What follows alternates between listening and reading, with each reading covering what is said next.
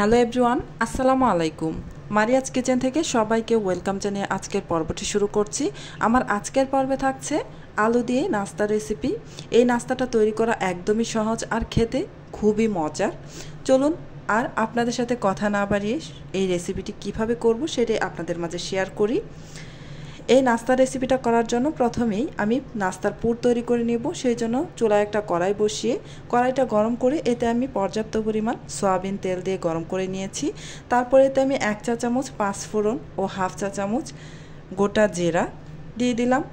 সামান্য একটু নেড়ে চেড়ে নিয়ে তারপর আমি এতে দিয়ে দিচ্ছি 2টি সাদা এলাচ, মুখটাকে একটু ফাটিয়ে নিয়েছি, আর 1 টুকরো দারুচিনি দিয়ে দিলাম।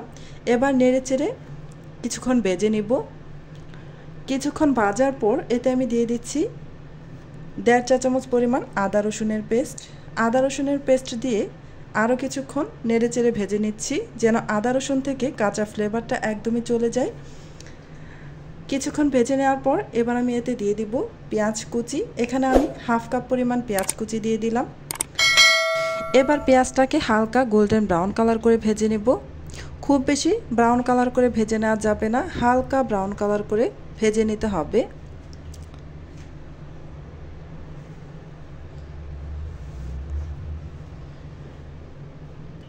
এই তো হালকা ব্রাউন কালার করে ভেজে নেওয়া হয়ে গেছে। এবার আমি এতে কিছু মশলা দিয়ে দিব, গুঁড়া মশলা। এখানে আমি স্বাদ মতো লবণ নিয়েছি, 1 চা চামচ মরিচের গুঁড়া, হাফ চা চামচ হলুদের গুঁড়া আর হাফ চা চামচ ধনিয়ার গুঁড়া দিয়ে দিলাম। এবার সামান্য একটু পানি দিয়ে একটু নেড়েচেড়ে মিশিয়ে নিচ্ছি। এখন সমস্ত কিছু খুব ভালোভাবে কষিয়ে নিতে হবে। চুলার আঁচ মিডিয়াম হিটে রেখে আমি এই মশলাটাকে খুব ভালোভাবে কষিয়ে নিয়েছি। দেখতেই পাচ্ছেন তেলটা ছেড়ে দিয়েছে, পানিটা একদমই শুকিয়ে গিয়েছে। এবার আমি এতে দিয়ে দেব সিদ্ধ করে নেওয়া আলু। আমি এখানে একটি বেশ বড় সাইজের আলু ও আরেকটি মিডিয়াম সাইজের আলু সিদ্ধ করে তারপর খোসাটা ছাড়িয়ে ভালোভাবে ম্যাশ করে নিয়েছি। এবার এই আলুটাকে মশলার সাথে খুব ভালোভাবে মিশিয়ে নিচ্ছি। দেখতেই পাচ্ছেন আমি খুব ভালোভাবে আলুটাকে মিশিয়ে নিচ্ছি।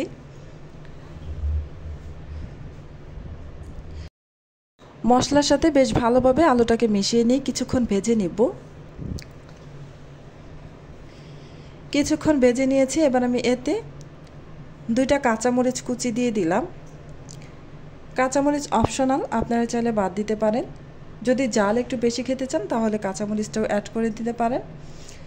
এবার নেড়ে চেড়ে আরও 1 মিনিটের মতো ভেজে নিব। এবার এই যে এখানে যে আমি এলাচ আর দারুচিনি দিয়েছিলাম এগুলো আমি উঠিয়ে ফেলে দিব।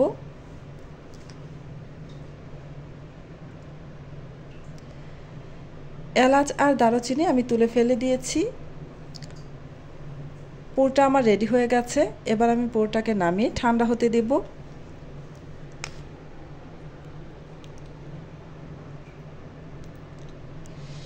এইদিকে একটা ডো তৈরি করে নিতে হবে। সেই জন্য এখানে আমি আগে থেকেই 1.5 কাপ পরিমাণ ময়দা দিয়ে তার মধ্যে স্বাদ মতো লবণ দিয়ে দিয়েছি। এখন উষ্ণ গরম পানি দিয়ে ডোটাকে তৈরি করে নেব। অল্প অল্প পানি দিয়ে ডোটা তৈরি করে নিতে হবে, একেবারে বেশি পানি ঢেলে দেওয়া যাবে না। অল্প অল্প করে তারপর ডোটা তৈরি করে নেবেন। দেখতে পাচ্ছেন আমি অল্প অল্প পানি দিয়ে তারপর আমি ডোটা তৈরি করে নিচ্ছি। উষ্ণ গরম পানি দিয়ে ডোটা তৈরি করে নিতে হবে।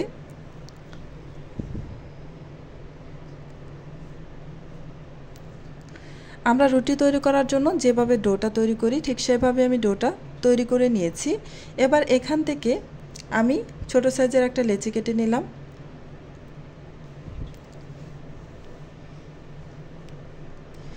এবার এই লেচিটা দিয়ে একটা রুটি বেলে নিব। মিডিয়াম সাইজের থেকে একটু ছোট করে রুটি বেলে নিতে হবে, আর পাতলা করে রুটিটা বেলে নিতে হবে। একদমই পাতলা করে রুটিটা বেলে নেবেন। এই তো দেখতে পাচ্ছেন রুটিটা আমি একদম পাতলা করে বেলে নিয়েছি। এবার আমি এই রুটির মধ্যে রেডি করে রাখা পুরটা দিয়ে দিচ্ছি। কিছুটা পুর আমি দিয়ে দিলাম, দিয়ে হাতের সাহায্যে একটু প্রেস করে চ্যাপটা করে নিচ্ছি। এবার নাস্তার শেপটা দিয়ে দিচ্ছি। দেখতেই পাচ্ছেন, আপনারা দেখে নিশ্চয়ই বুঝতেই পারবেন আমি যেভাবে নাস্তার শেপটা দিয়ে দিচ্ছি।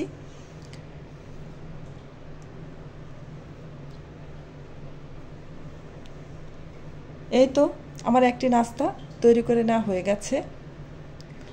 আপনাদের বোঝার সুবিধার্থে আমি আরও একটি নাস্তা তৈরি করে দেখিয়ে দিচ্ছি। আরও একটা লেচি নিয়ে নিলাম। এবার একটা রুটি বেলে নিব। সামান্য একটু আটা ছড়িয়ে দিয়ে আমি রুটিটা বেলে নিচ্ছি। একদম পাতলা করে রুটিটা বেলে নিতে হবে, কোনোভাবেই রুটিটা যেন মোটা না হয়ে যায়। পাতলা করে রুটিটা বেলে নেবেন, এতে করে নাস্তাটা খেতে খুব ভালো লাগবে। এই তো রুটিটা আমার বেলা হয়ে গেছে। এবার আমি এর মধ্যে কিছুটা পুর দিয়ে দিচ্ছি, আমি আমার পছন্দ মতো দিয়ে দিচ্ছি। এবার পুরটাকে আঙ্গুলের সাহায্যে একটু প্রেস করে সমান করে নিলাম। এখন শেপ দিয়ে দিচ্ছি।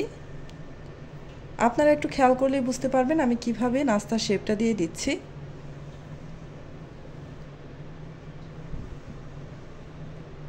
এই তো নাস্তাটা বানিয়ে নেওয়া হয়ে গেছে। উপরে যে একটু বাড়তি রুটির অংশ আছে সেটা আমি ছিঁড়ে আলাদা করে নিলাম।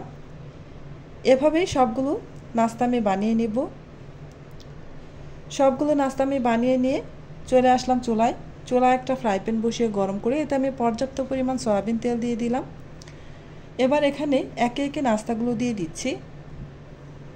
চুলার আঁচ অবশ্যই মিডিয়াম হিটে রেখে তারপর নাস্তাগুলো ভেজে নেবেন।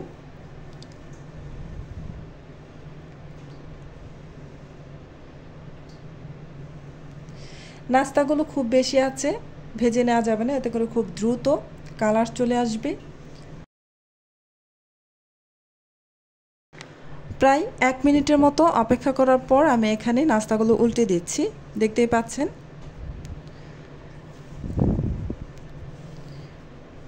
চুলার আঁচ মিডিয়াম হিটে রেখে আমি নাস্তাগুলোকে উল্টে পাল্টে ভেজে নিচ্ছি। আপনারা আপনাদের পছন্দ মতো নাস্তাগুলোকে উল্টে পাল্টে ভেজে নেবেন। যে যেমনটা কালার করে নাস্তাগুলো ভাজতে পছন্দ করেন সেভাবেই ভেজে নেবেন। এই তো আমার নাস্তাগুলো ভাজা হয়ে গেছে। এবার আমি নাস্তাগুলো তেল থেকে তেল ঝরিয়ে উঠিয়ে নিব। সেম প্রসেসে আমি বাকি সবগুলো নাস্তা ভেজে নেব। আজকের মতো এখানেই বিদায় নিচ্ছি। আবারও চলে আসবো অন্য কোনো দিন নতুন আরও একটি রেসিপি নিয়ে। আপনারা অনেক বেশি ভালো থাকবেন, সুস্থ থাকবেন। আল্লাহ হাফেজ।